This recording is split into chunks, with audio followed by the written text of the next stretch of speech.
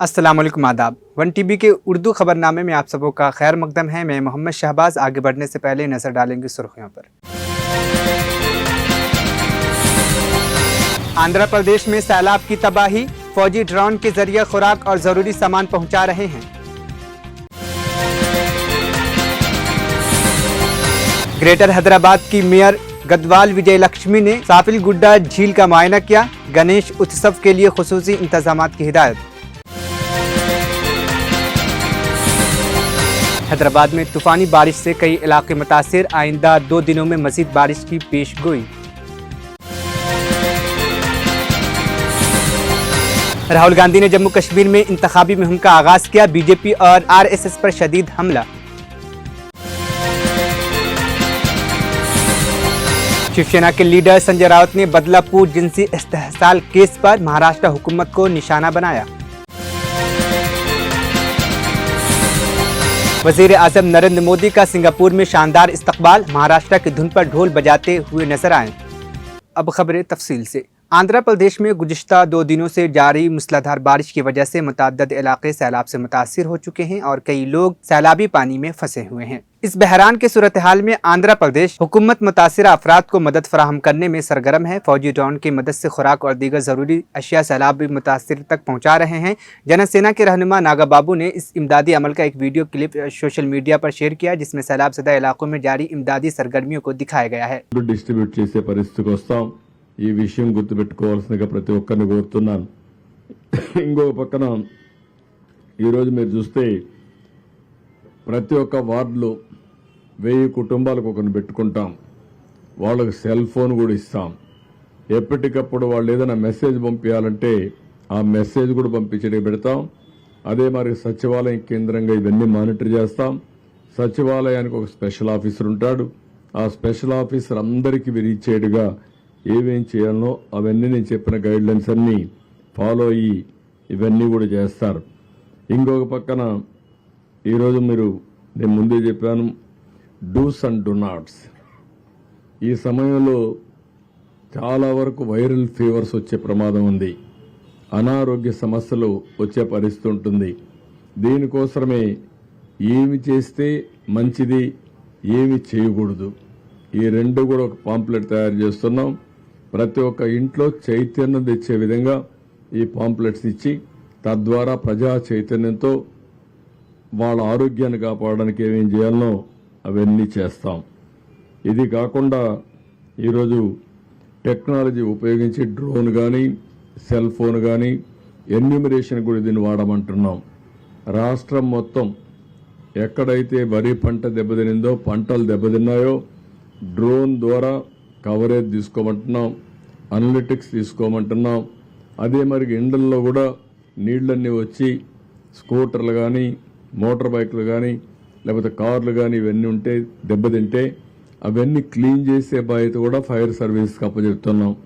ఎక్కడికక్కడ అవి కూడా క్లీన్ చేసి మళ్ళీ రిపేర్ గంట పంపించే విధంగా. ఇంకో పక్కన రేపో ఎల్లుండో బ్యాంకర్స్తో ఇన్సూరెన్స్ కంపెనీస్తో కూడా ఒక మీటింగ్ పెట్టుకుంటాం. ఏవైతే మోటార్ వెహికల్స్ ఉన్నాయో లేకుంటే ఈ ఆటోలు కానీ కార్లు కానీ ఉన్నాయో వాళ్ళకందరికీ ఇన్సూరెన్స్ ఇప్పించాల్సిన అవసరం ఉంది. ఆ ఇన్సూరెన్స్ ఇప్పించడానికి ఏమేం చేయాలో చేసి ఒక 15 days లోపల అవసరమైతే సర్టిఫికెట్స్ అన్ని కూడా ఇప్పించి ఏ విధంగా క్లెయిమ్స్ అన్ని సెటిల్ చేయాలో చేస్తాం. అదే మరి కొన్ని వ్యాపారాలు పోయినాయి, కొన్ని ఈ యొక్క వాళ్ళు చేసే చిన్న చిన్న షాపులు ఇవన్నీ కూడా పూర్తిగా పోయే పరిస్థితి వచ్చాయి. ఇంట్లో కూడా నీళ్లు వచ్చే పరిస్థితి వచ్చింది. 3 రోజులుగా ఎవరికి ఏ పని లేకుండా ఇబ్బంది పడుతున్నారు. ఇవన్నీ అనలైజ్ చేసి ఏ విధంగా వీళ్ళందరికీ సహాయం చేయగలుగుతామో అవి కూడా ఆలోచిస్తున్నాం. ప్రతి ఒక్క కుటుంబంలో కూడా ప్రతి ఒక్క వ్యక్తి నష్టపోయారు. ఆ నష్టపోయిన దానికి ఏమేం చేయాలనో అవన్నీ కూడా చేస్తాం. ఈ రిలీఫ్ ఇవ్వడానికి న్యూ గైడ్ లైన్స్ కూడా డిస్కస్ చేస్తున్నాం.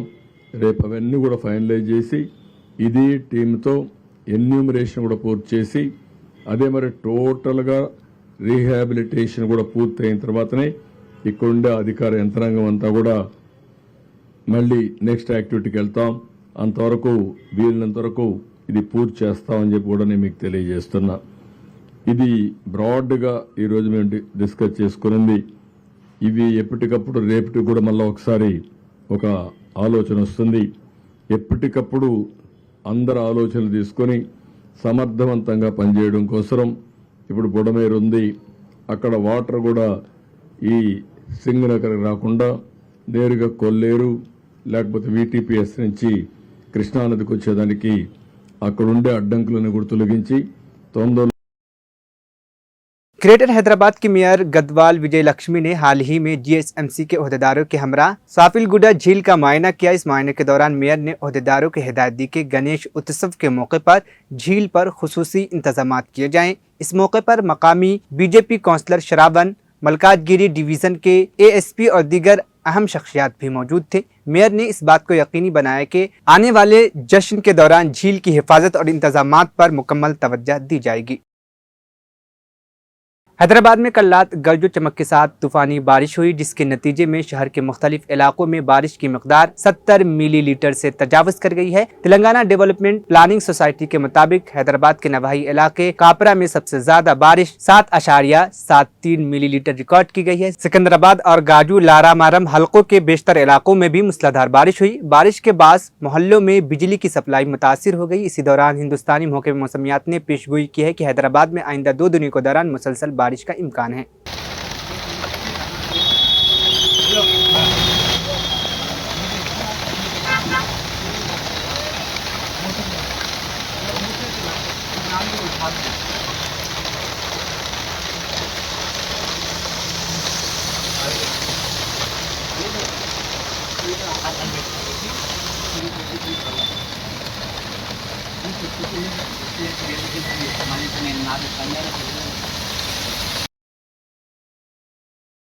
लोकसभा में कायदे हज़्ब इख्तलाफ और कांग्रेस के रुकन पार्लियामेंट राहुल गांधी ने मंगल को जम्मू कश्मीर के रामबन में एक बड़ी जलसे से खिताब कर कांग्रेस के इंतखाबी मुहिम का आगाज किया। इस मौके पर राहुल गांधी ने भारतीय जनता पार्टी और आरएसएस को निशाना बनाते हुए कहा कि हिंदुस्तान की तारीख में पहली बार रियासत का दर्जा छीन लिया गया है, जिससे लोगों के हुकूक मुतासिर हुए हैं। उन्होंने बेरोजगारी, बिजली के मसाइल और मुल्क में फैलती नफरत पर भी बात की। राहुल गांधी ने कहा कि भारतीय जनता पार्टी नफरत और तशद्दुद फैला रही है, जबकि हमारा मकसद मोहब्बत को फरोग देना है। वो तोड़ते हैं और हम जोड़ते हैं और मोहब्बत ही नफरत पर गालिब आएगी। उन्होंने मजीद कहा है कि अब नरेंद्र मोदी सीना फैला कर नहीं बल्कि झुककर आते हैं। यह पहली बार है जब रियासत का दर्जा छीन लिया गया है। आपने देखा होगा कन्याकुमारी से कश्मीर 4000 किलोमीटर हम चले और हमने बीजेपी के खिलाफ नारा दिया, नफरत के बाजार में मोहब्बत की दुकान खोलनी है। उनका काम नफरत फैलाने का है, हमारा काम मोहब्बत फैलाने का है। वो तोड़ते हैं, हम जोड़ते हैं और अंत में नफरत की काट मोहब्बत से ही होती है। आप सब जानते हो, नफरत को नफरत से नहीं काटा जा सकता है, नफरत को मोहब्बत से ही काटा जा सकता है, हराया जा सकता है। और आपने इस चुनाव में देखा होगा, पहले नरेंद्र मोदी जी छाती फैला के आते थे, अब नरेंद्र मोदी जी ऐसे आते हैं। पहले बड़े बड़े भाषण करते थे, इस बार पार्लियामेंट में घुसने से पहले उन्होंने अपने सिर पर कॉन्स्टिट्यूशन को रखा, फिर गए अंदर। भाइयों और बहनों, पहली बार हिंदुस्तान के इतिहास में पहली बार स्टेटहुड छीना गया है। यूनियन टेरिटरी को पहले यूनियन टेरिटरी को स्टेट बनाया गया था। स्टेट को बांटकर 2 स्टेट बनाए गए, तेलंगाना बना, छत्तीसगढ़ बना, उत्तराखंड बना, अरुणाचल को स्टेट बनाया गया। मगर पहली बार हिंदुस्तान के किसी स्टेट को रद्द करके लोगों का जो हक है वो छीना गया, पहली बार हुआ है।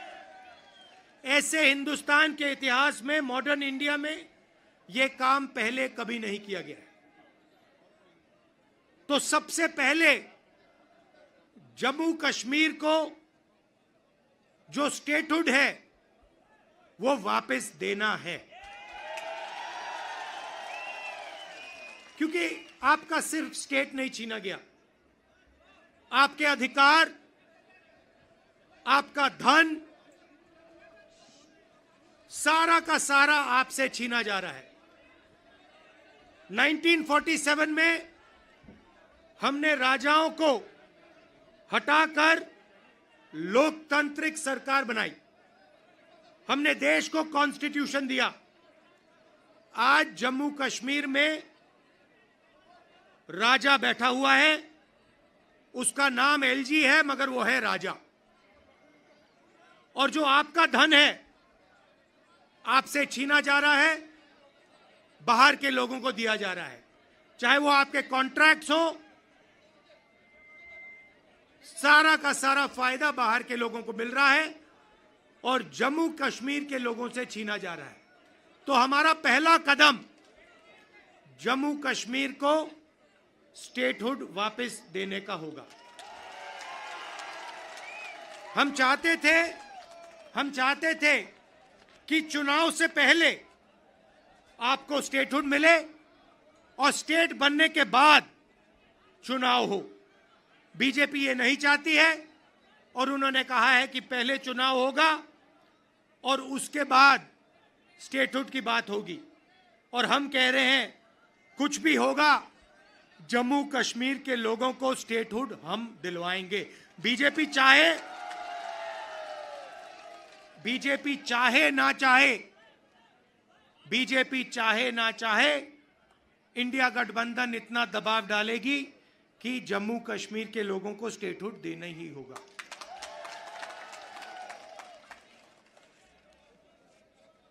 यहां पे हम सब जानते हैं कि बिजली के प्रोजेक्ट्स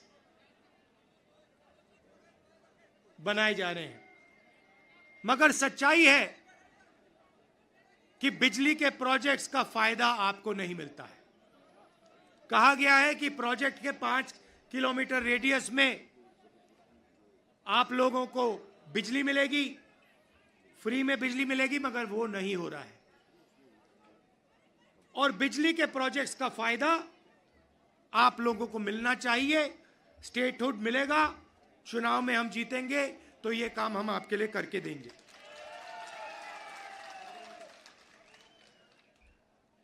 आप देश के लोगों को बिजली दे रहे हो और आपके जेब में से बिजली का पैसा लिया जा रहा है, छीना जा रहा है, ज्यादा रेट देते हो आप। ये अन्याय है, इसको हम ठीक करेंगे।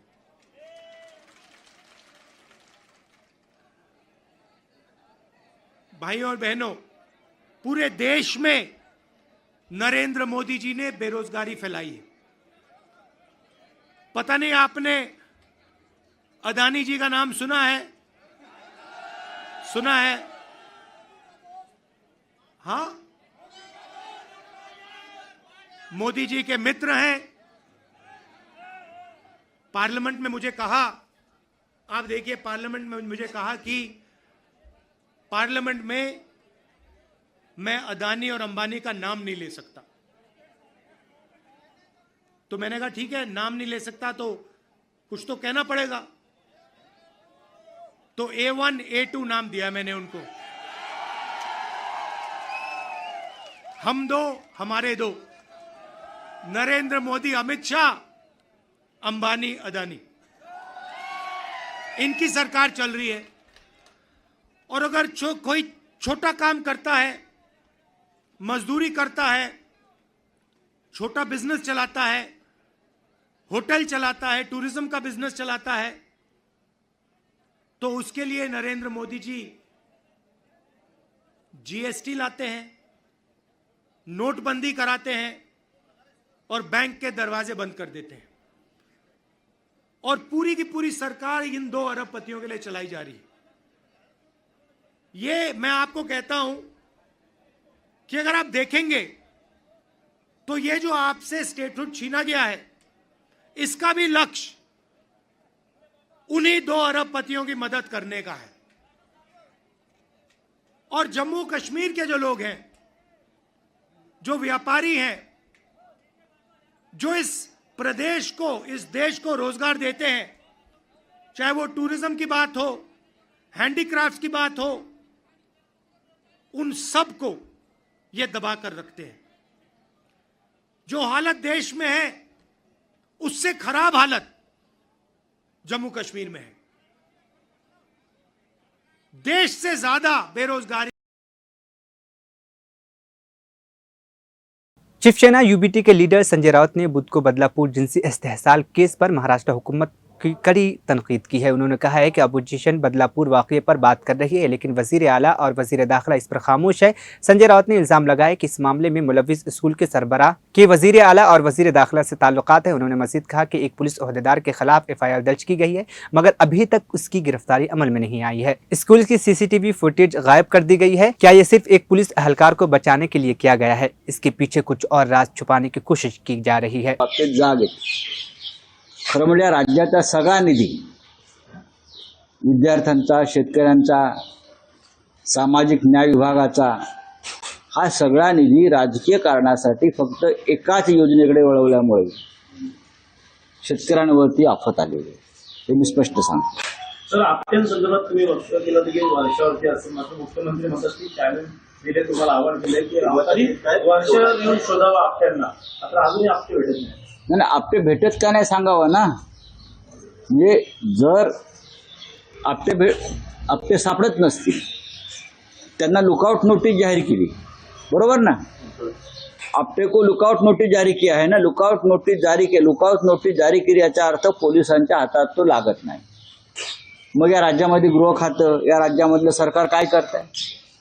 महाराष्ट्रातून जर ते पळून गेले असतील ते महाशय, तर त्यांना पळून जायला या सरकारने मदत केलेली आहे, आणि पळून गेले नसतील आणि महाराष्ट्रात असेल तर त्यांना लपण्यासाठी अत्यंत सुरक्षित जागा, जे गेल्या काही दिवसामध्ये अनेक गुंडांचं आश्रयस्थान झालेलं आहे, गुन्हेगारांचं आश्रयस्थान झालेलं आहे। मी मागे बोललो, मंत्रालयाचा 6वा मजला असेल, वर्षा असेल, मी त्या संदर्भातले एक फोटोची मालिकाच प्रसिद्ध केली होती मुख्यमंत्र्यांबरोबरच्या।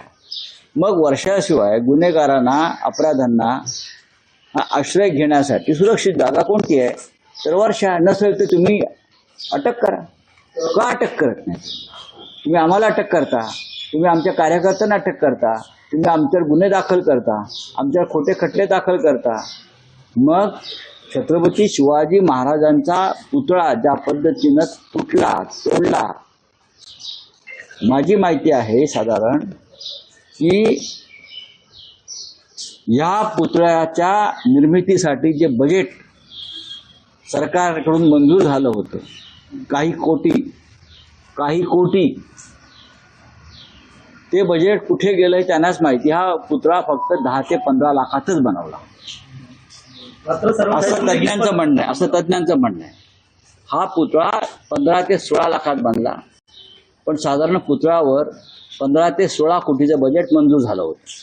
सर, पश्चिम बंगाल में एक विधेयक पास हुआ है जिसके तहत 10 दिन के अंदर जो रेपिक थेफ्ट को सजा देने का जो प्रावधान किया गया है, ये पश्चिम बंगाल में कुछ दिनों पहले भारतीय जनता पार्टी ने विरोध किया था और 12 घंटे जो है पश्चिम बंगाल बंद किया था।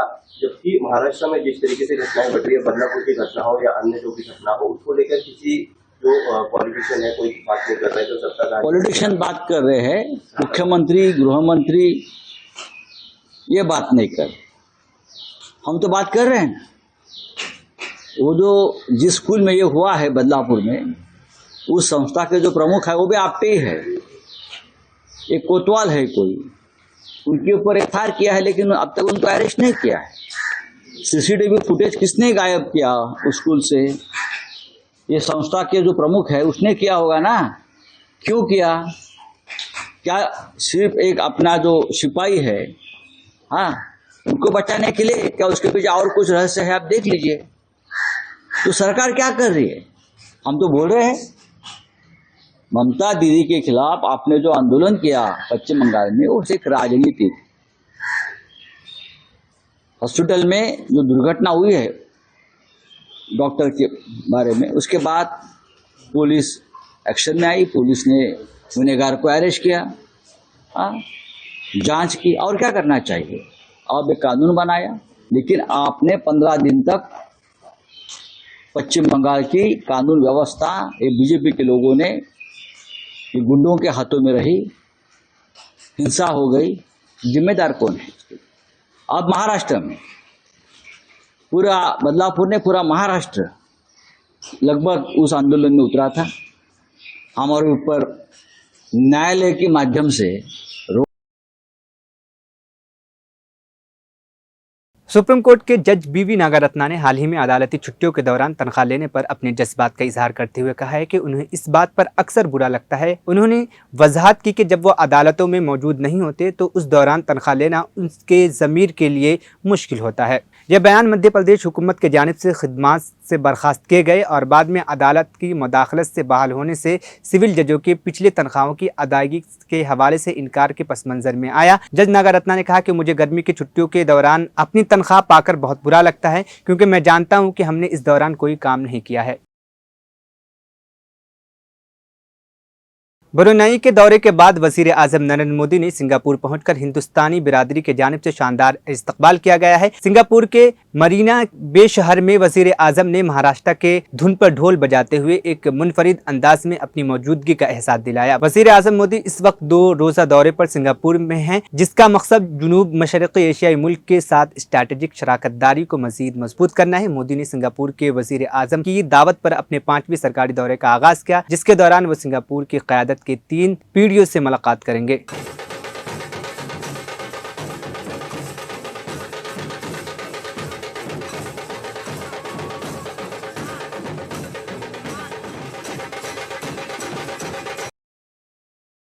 मंडी के रुकने पार्लियामेंट और अदाकारा कंगना रनौत की फिल्म इमरजेंसी अब 6 सितंबर को रिलीज नहीं हो सकेगी। मुंबई हाईकोर्ट ने इस मामले पर कंगना को कोई राहत फराहम नहीं की है। अदालत ने वाज़ेह किया है कि वो CBFC को सर्टिफिकेट जारी करने का हुक्म नहीं दे सकती, क्योंकि ऐसा करना मध्य प्रदेश हाईकोर्ट के हुक्म की खिलाफ वर्जी होगा। इस फैसले पर रद्द अमल जाहिर करते हुए कंगना ने कहा कि मैं हर किसी का पसंदीदा हदफ बन गई हूँ। ये वो कीमत है जिसे एक सोई हुई कौम को जगाने के लिए अदा करना पड़ता है। आखिर में सुर्खियां एक बार फिर। आंध्र प्रदेश में सैलाब की तबाही, फौजी ड्रोन के जरिए खुराक और जरूरी सामान पहुंचा रहे हैं। ग्रेटर हैदराबाद की मेयर गदवाल विजय लक्ष्मी ने साफिल-गुड्डा झील का मुआयना किया। गणेश उत्सव के लिए खुसूसी इंतजामात की हिदायत।